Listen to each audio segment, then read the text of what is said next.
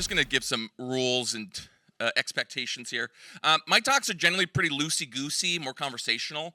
I always find, too, if you guys have questions, just ask it in the moment. I'll have time for Q&A at the end, hopefully, if I don't go long here.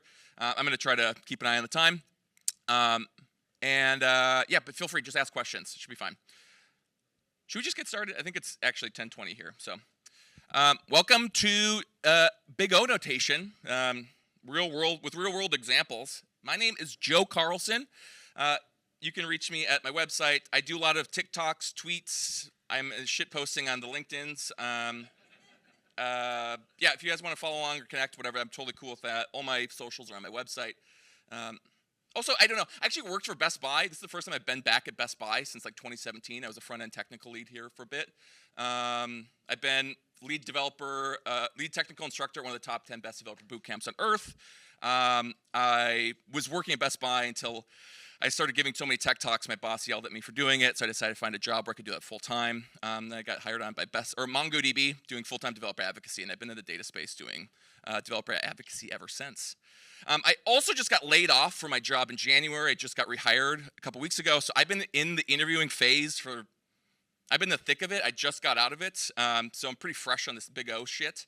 So anyway, I hope to share this too. I know the tech market's a little tumultuous right now, and brushing up on your interview skills or just CS fundamentals can be really important. So, okay, great.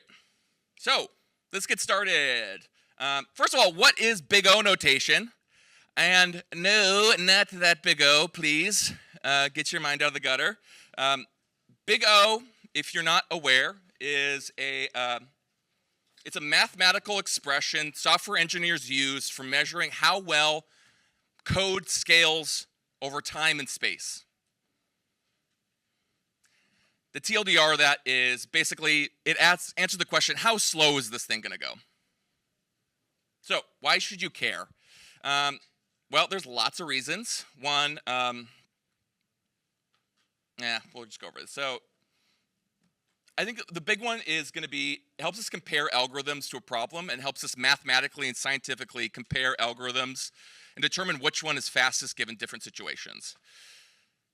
But most importantly, the one that you're probably here for is interviews. In my professional experience as a software engineer living in the Twin Cities, not a lot of companies in the Twin Cities actually use Big O notation to do interviews. So if you're applying to companies locally, probably don't have to worry about too much. However, if you're ever looking to work remotely or work for a large FANG company or whatever, you definitely want to make sure you're brushing up on this. I've also found that even if I'm not going to be asked it in local interviews, learning Big O notation will make you a better software engineer. This is also one of those rare tech skills that is evergreen and won't change. Who knows where React's going to be in 5 years? Big O notation is like a scientifically sound principle for analyzing tech and will still be valid in the next 75 years. It's forever. It's an evergreen skill you can invest in now to learn. Make yourself a better software engineer. Okay. I don't remember what my notes were, so we're skipping that. Okay, so when we talk about complexity, we're talking about two things. We're talking about time and space. Specifically, we're talking about, like, if I hit run on a program, how many seconds does it take for that program to run from start to finish? That's time. Space, on the other hand, has to do with how much memory the program takes up. So does it take up like more and more memory over time as it runs and runs and runs? Does it take up less, etc.? So we're talking about time and space. For me, mentally, I think the easiest thing to think of is just time. But there are two different vectors you can keep track of. But if it's easier to think of time, that's fine. Oh, I remember what I was going to talk about now with things to talk about before going. When you come to this talk, you will, all right. So sometimes animations, you just like make it hard to skip. The goal of this talk today is not to have you grok all the information we have here today. I think I'm trying to teach you a 4-year computer science degree in 40 minutes. It's not going to be possible for y'all to come out being experts at Big O notation. I do want to equip you with the skills it takes to learn and practice Big O so you get better at it after this talk. I want you to like know the words you could Google. I want you to like know some basic drills you can do to make yourself better at it after this. So we talk about some stuff that's like, I don't understand. Don't stress. It's fine. Everyone's from the same boat. It's taken me a long time to understand this stuff. We'll figure it out together. So if you don't understand everything, don't panic. You're good. Okay, now moving on. Okay, so when we talk about big O, we talk about time and space. And we're also assuming we're near infinity levels of input into a program. So we're talking really, really big numbers. So when you're doing development at home and you're running your for loop and you're passing in a test case of like 10 integers into that thing and it runs in a nanosecond, that's not what we're talking about. We're talking about passing in, 100 million billion integers of an array into that function. So we're talking really big numbers, and you typically assume worst case scenario. And a lot of times when you're writing code, you have to figure out what worst case scenario is going to break your code and how that's going to perform in those worst case scenarios. So we're talking worst case and really, really, really big numbers. All right. And again, big O is really hard. Okay.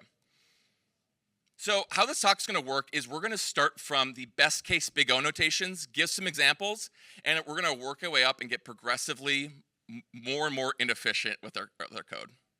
All right? So, big O.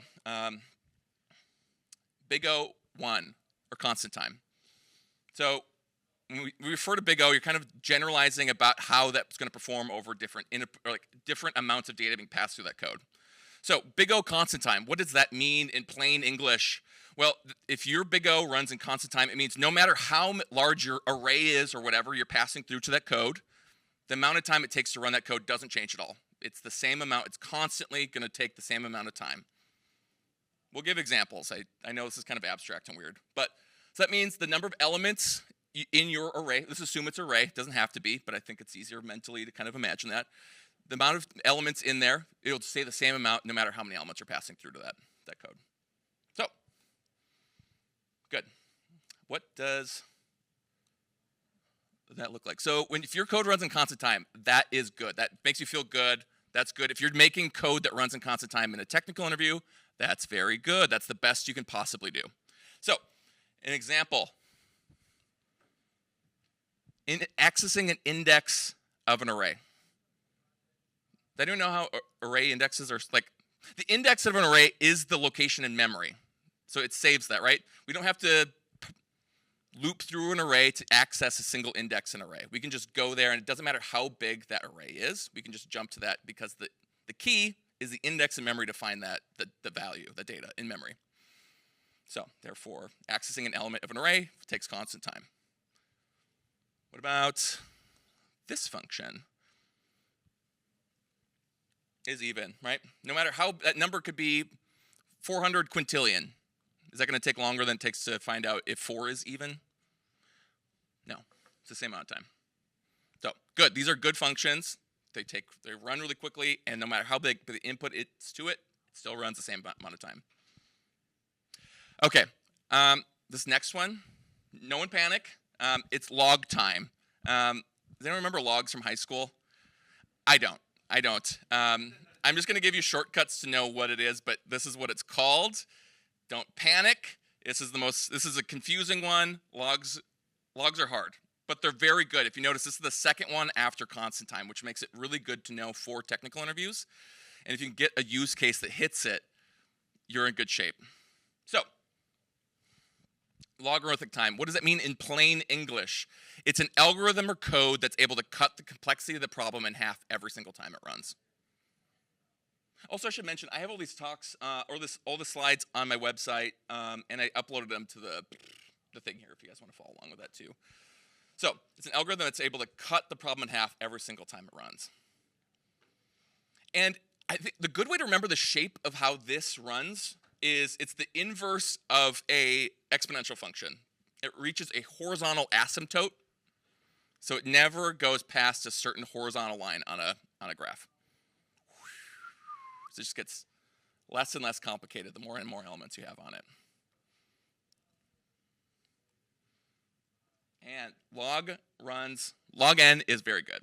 Okay, so I know this is like, okay, Joe, great. it gets halves in complexity. What the hell does that even mean? Let's show you an example. So lots of great this is a very literal example where we're calling a function that halves the problem literally in half every single time. So we're passing a string in of like 100 characters, and then in that, the helper function, we're splitting that up in half every single time, and then we're just calling it, we're calling that help function recursively in it. So every time it calls, it's just halving that problem over and over and over again. So if you can find a way to recursively split up your code, that's an awesome way to try to do that. We're going to talk about this when we get to sorting algorithms on here, but a lot of the best sorting algorithms, they are able to do, they're super efficient because they're very good at splitting the problem in half. Okay, so don't panic too much about it. I don't actually see log n too much. We're going to talk about one we see more often in code. And then we're also going to return back to a function, or to a big O that is much more easier to grok in our tiny little human brains. This is linear time. I think we all kind of have an idea of what linear is, right? What's the shape of a linear line on the element time graph? Just gonna go straight up, right? So what does that mean in plain English, though? The larger the input, the longer it takes to run that code with an equal trade-off. Right? With constant time, it didn't matter how big our input was, it still performed the same amount of time. But this one, it's going to, the more input you have, it's going to equally take more time to run that code. Or put another way, every time you double the number of elements, the operation will take twice as long. Triple it, quadruple, or whatever. You know what I mean? So what does that look like? Can anyone think of an example of something in code that would run in constant time? Yeah, or linear time? Linear search, yep, absolutely, yeah. There's like tons of those on lots of different data structures. I forgot how does this make us feel? If you can get this done in linear time, great. That makes you feel good. You probably have a great technical problem solved on there. Linear search, and I think the big one that probably most of us are familiar with is just a for loop. If you have a for loop in your code, right, it's looping over every single index in that array, and if you have twice as many elements, that for loop is gonna have to run twice as many times as another one, right? Okay, cool. So yeah, for loop is like, if the second you introduce a for loop in your code, boom, it's running at linear time. All right, we're returning back to a weird one. I do have to say though, this is not linlog. Well, I guess we call it linlog, but it's n log n. We should call it linlog. It's kind of a nickname for it. So no worries. If you come out without understanding this one, don't worry. But you will see this a lot in computer science stuff. So you perform a log operation for every element in your input. So that means you're doing a halving operation for every element in your code, or in the array. It's confusing. Don't fret.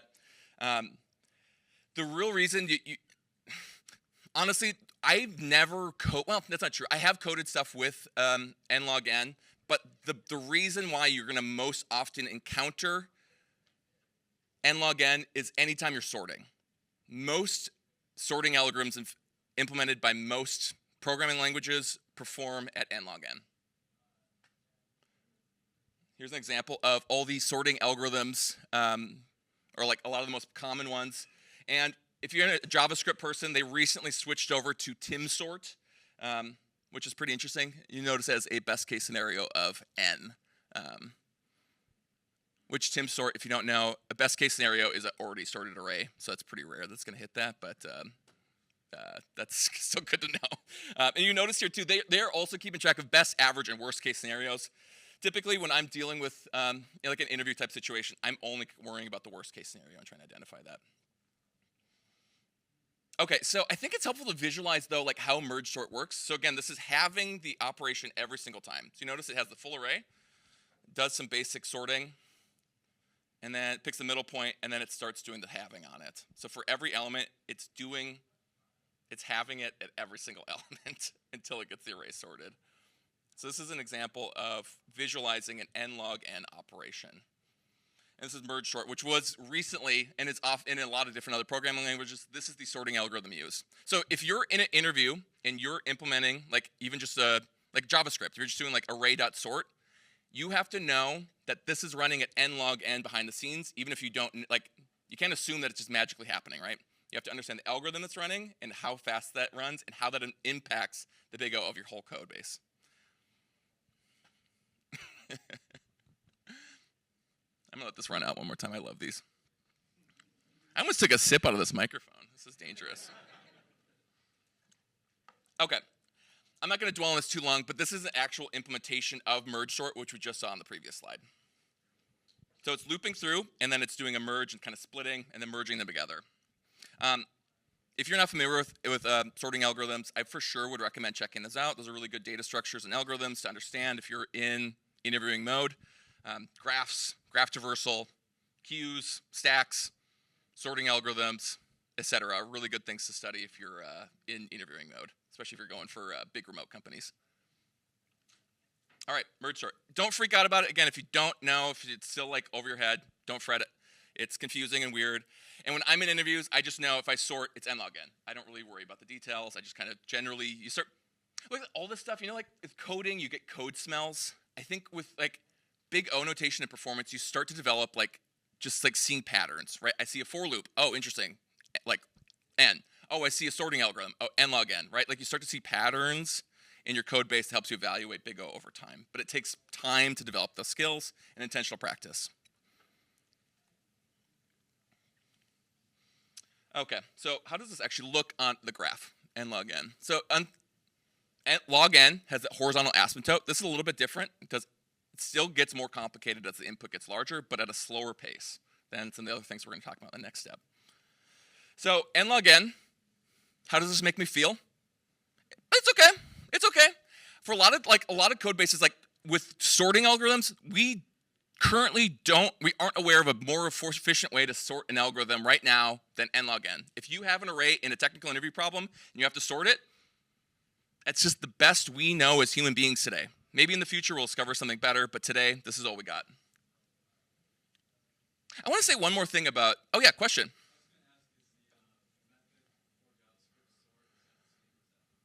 The array sort, it should be Tim sort, I believe. Yeah, I think it was merge sort. This was in like 2018. I don't think they've changed it since then, but Node and JavaScript behind the scenes implements Tim sort. But yeah, but that's a good question. So the question was like, what does JavaScript implement behind the scenes? If you're going in an interview, like it's good to know what programming languages you're going to be using to interview. Interviews don't really give a shit about what you're using, but have a fundamental understanding of like how those algorithms work behind the scenes, especially if you're suspecting that they're going to be asking you big O no questions, which, by the way, you can also find out by just going on Glassdoor and checking out the reviews. They will tell you what kind of questions they're going to be asking, and if they're reporting that they're going to be asking big O questions, probably time to spend some time studying up on it and doing some practice. All right, let's get worse. Quadratic time. Yeah, this just gets worse and worse and worse. We go into just the dumpster of algorithms here as we get deeper and deeper into this. So quadratic time. So that's n squared. If anyone's can't remember high school math, I don't either. It's fine. It just n squared just means it's n times n. That's what that means. It's and n cubed is n times n times n. Plain English. That's what's going on here. Yep. Okay, so quadratic time. What does that mean in plain English, Joe? Basically, it's any double nested for loop. Any double nested for loop. That's basically all you gotta know about these. Again, these are just like patterns you see. It's not limited to those. It's the most common thing you will see. What I find in interviews is that this is how I do technical interviews. I brute force it. Typically, you're doing you want to make it work, and then you want to make it fast. And typically, the best way to do that is to brute force it with typically a double nested for loop, looping over every single thing in an array twice. Cool.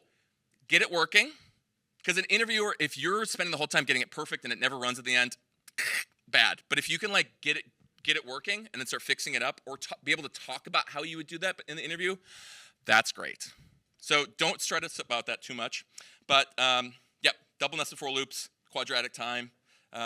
And typically, if there's a double nested for loop, there's something you can do to sacrifice that. Like, I find typically I can use sacrifice memory, so caching things in an object in memory so I don't have to loop over things everywhere every single time, helps me make code that's more efficient. These are certain patterns you start to see over time. If I have a double nested for loop, there's probably a way to make this faster by using caching in the program. Okay, cool. So we ever check duplicates, you see this a lot. And I'm not saying double nested for loops are bad. There are times you need them. Like, let's say I'm making a Sudoku board. Like making a grid, you need to do a double nested for loop. There's no way around it. You need to do that, right? There are times you need to do it. It's just you need to be aware of what it is and be able to consider that there might be faster ways to solve that problem. All right, so what does that look like on our big bad graph here? We're moving into the orange territory. So n squared. How does that make me feel? Oh, that's not good. That's not good. Can anyone tell I watched TNG right before I made this talk? Okay, it's not good. It's not good. It's not necessarily wrong. It's just like a red flag that maybe you need to be reevaluating your code base and need to make it faster in that technical interview. Yeah. All right, cool. All right, let's go deeper into the dumpster here. Exponential time. I think this is a word most of us are pretty familiar with, but it is the opposite of log.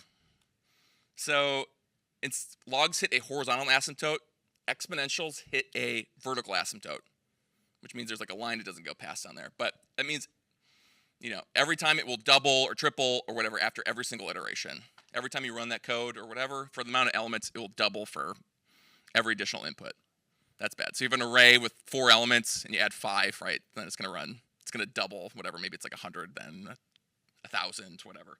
It just gets worse and worse and worse exponentially. I feel like we just, like a culture, we understand exponentially is just not a good. COVID's rising exponentially. That's not good. Okay, bad. But again, there are situations where you have to run code exponentially. One of the most famous you've probably encountered is the Fibonacci code to run, get the Fibonacci numbers. So this one's pretty easy. This is recursively calling itself. And the reason why getting the Fibonacci numbers is so hard is because of how computationally intensive it is to get those numbers. And you see that's because the only way we know how to do that today is through exponential code. We're recursively calling itself, and you notice here for the larger the number that it's being put in, every single time it's being recursively called, we're doubling the amount of calls in memory that it's running. It's going to take twice as long. So every single time you go up another number, it just doubles in length. It just gets longer and longer and longer and harder to compute. Okay. So what does that look like on our big O complexity graph? As expected, it is not good. This is going to shock you guys. It gets worse. We're still worse. There's worse algorithms we have on this list. Yeah.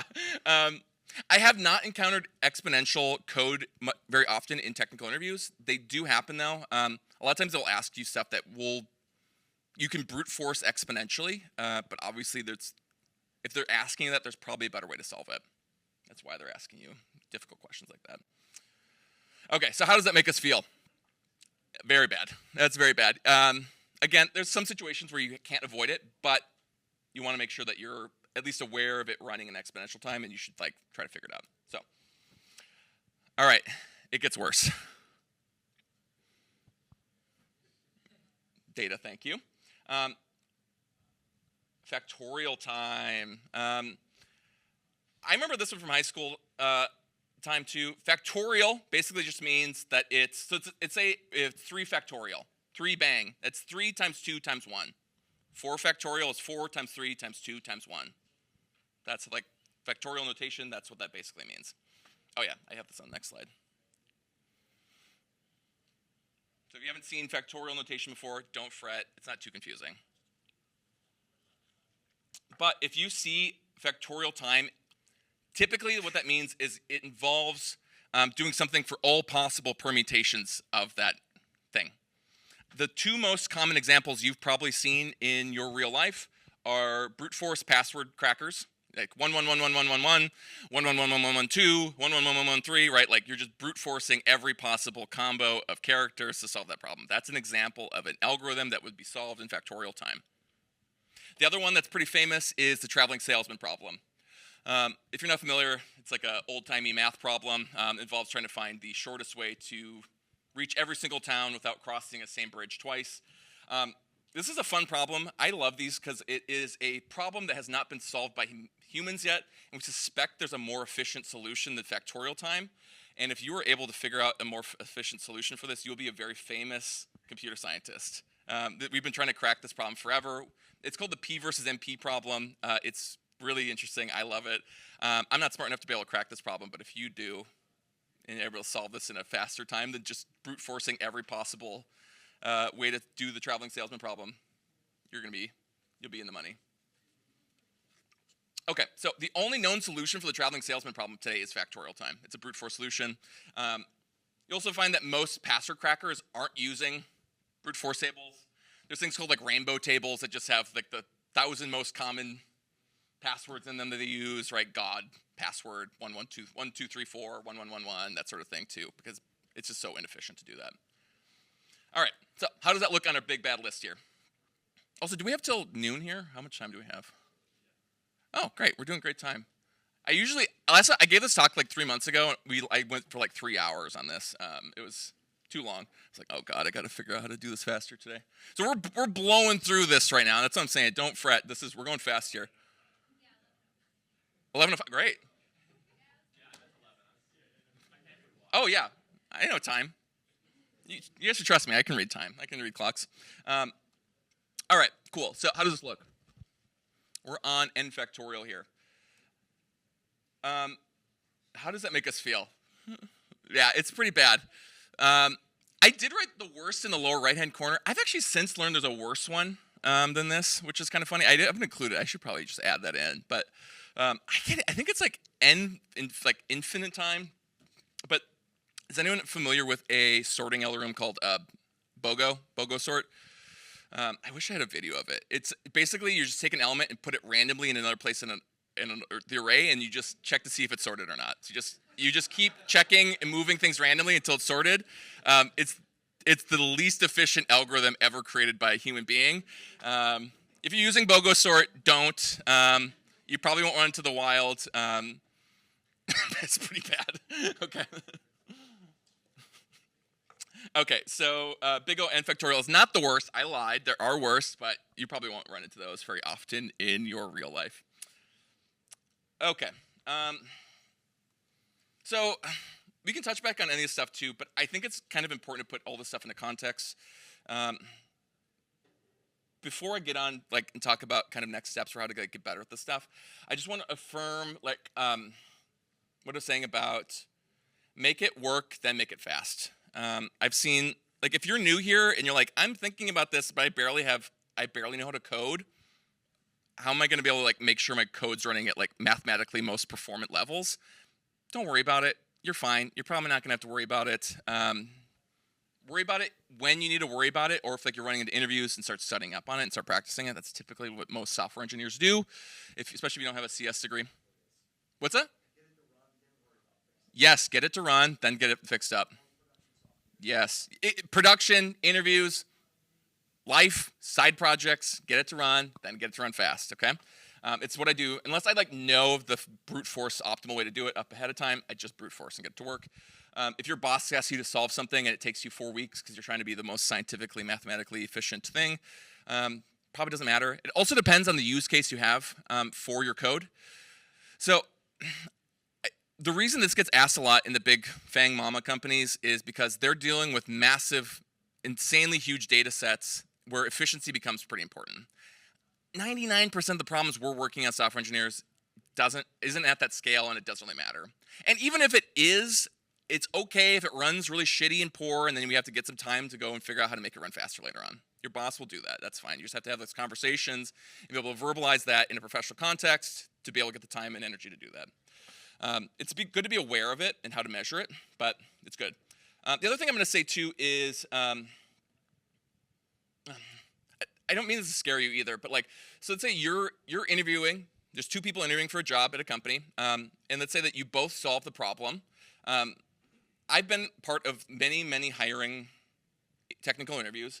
If they both solve it, but one person solves it faster, that's like, it's like with a better big O notation, that's a scientifically better solution than yours, which gives you incentive. Like, so if I have to hire one of those people, and I'm not saying that's the only factor. For me, code legibility, communication skills in the interview, and performance are things I take a look at when I'm professionally hiring somebody. But it's just one vector of your code that's going to make an impact in whether you get hired or not.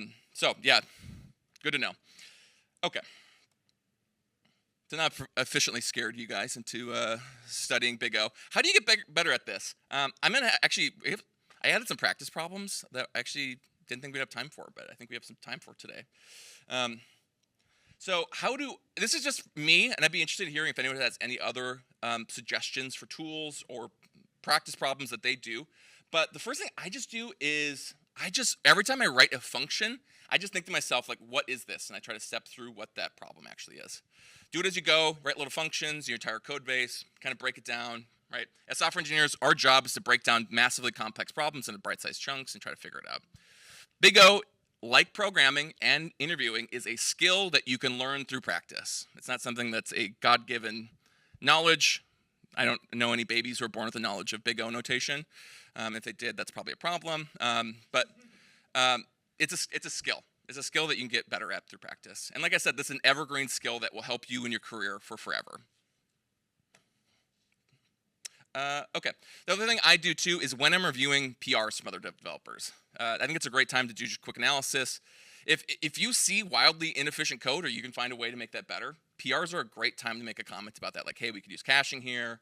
We could, sacrifice some space here. We could spin up another, more memory to try to get this working, whatever.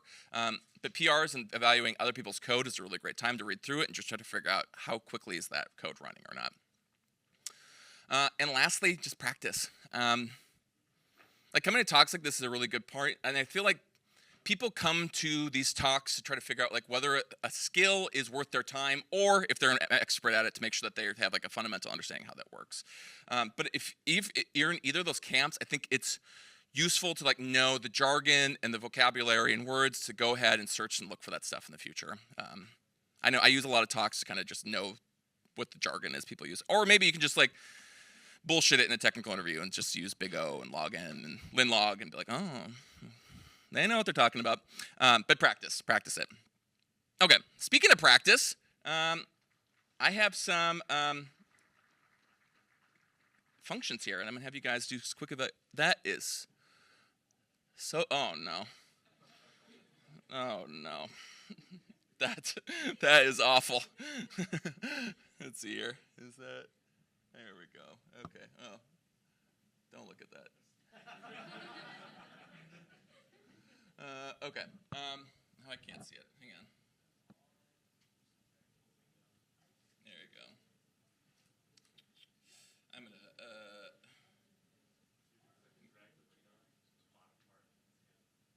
There we go. Okay. Oh yeah. I'll just do this for now. If you look at it, that's fine too. We have three more here. Let's see. Can I make this bigger? No. Also, I'm realizing I can't even read this, so I'm going to do red. Is that easier to read? Is that worse? Whoa! Ah! Red. Okay, cool. So we showed you a lot of like bite-sized chunks of code, but in the real world, we don't have like a three-liner that's a single for loop that does nothing else. That's not how code we write in the real world. When we're doing Big O in the wild, you're typically gonna have functions that have doing lots of things all at once. So this is where we get back to, we're passing in massive numbers for example, n. Imagine that's like infinity, like 100,000, right? And when you are evaluating what is the dominant Big O thing for that function, you have to look at the thing that is behaving the worst in that function. So, for example, these four lets up here, assigning a variable or assigning some data to a variable, that takes constant time just to assign that to memory. It doesn't really matter what it is, just we save it in memory. But we have these two for loops here. And over time, these are going to become the the most dominant things in that function. So it'd be like 4 times like n, right? Like n for a single for loop. So we're just going to be evaluating the things that are the worst. And these 2 for loops are the most dominant things in this function. But there's a tricky thing on this one. Can anyone tell me what's different about these two for loops? I'll give you a hint here. It's this n and m. Yeah, they could be different. There's different variables. And right now they are the same. Maybe it'd be easier if I did like 40 and, I don't know, we'll do 74. So that's going to throw a little wrench in this. If they don't have a guess at what the big O of this is, I know we already saw the thing, but so this one's a little weird because typically I would say with a for loop this would be 2n, but that'd be like they're running the same input. This one's a little bit different. It's going to be n. Big O of n times m is going to be the final big O of this code because they're running at different times and they're going to have to run concurrently or like one after the other. Okay. And if you're curious too, there's tons of these out there on the interwebs too for kind of practicing and making sure that. Where did that go? There we go. All right. Next up. If you know the problem or the answer, don't say it right away. What are we seeing here? I'm going to change this to be more readable. For each. Can anyone tell me, this isn't JavaScript, it doesn't really matter. What is a for each? What does a for each do?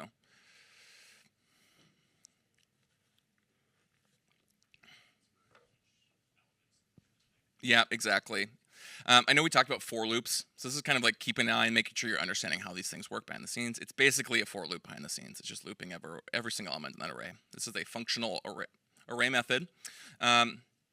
But these are a little... they're a little bit different.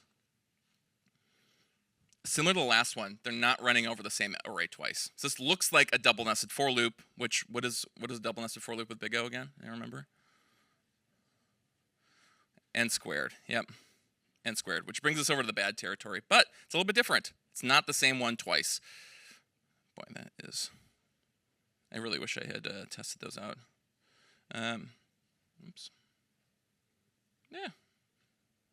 Remember how to give the presenter notes up here? Again, or did I just like slide that down?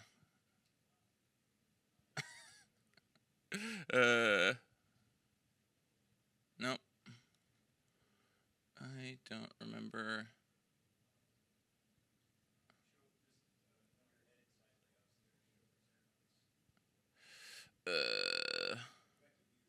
Oh, was it?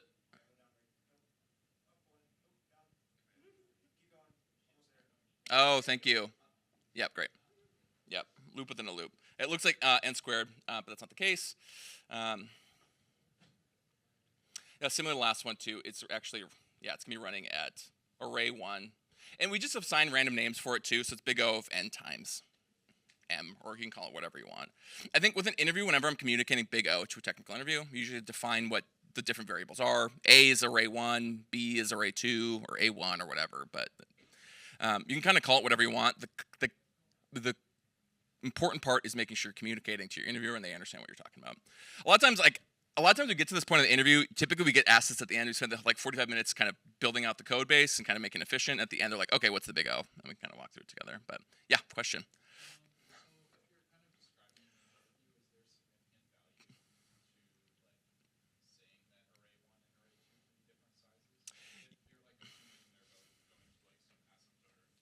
Yeah. Yeah, well, we have to assume because they're different arguments. Like if it was array, we just passed in one argument here, we could assume that they're the same. And if we're just doing a array one for each, yeah, we could. But this one, like, we have no idea how this could potentially be used. If we're a developer developing this library, we have to assume worst case scenario, someone's passing through a massively huge arrays of different sizes. Good.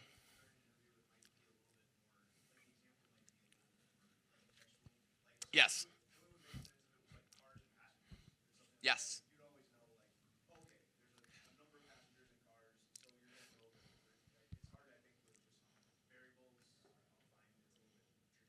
Yes, well said. Absolutely. Yeah, these are very abstract. Compare arrays, like you're usually trying to do something with it, but yeah.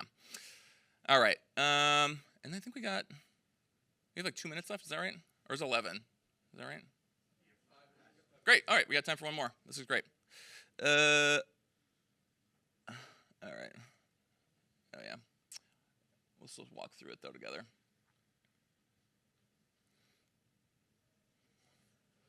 I just realized for colorblind people, red green probably isn't great.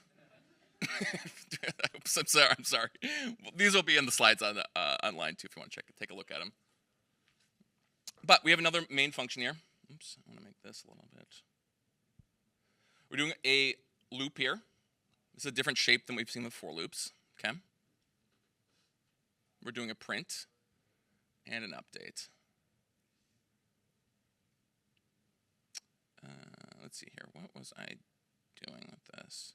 Oh, yeah. Okay, great. So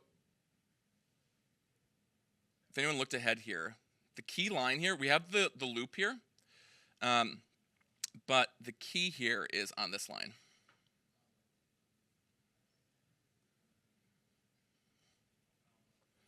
What's happening here? So we have a loop, which looks to be is looping until I is greater than 0. But every single time we go through that loop, what are we doing to I? Halving it, yes, which if we recall from our patterns to look for, anytime we're halving anything, we're looking at a log n, or log time.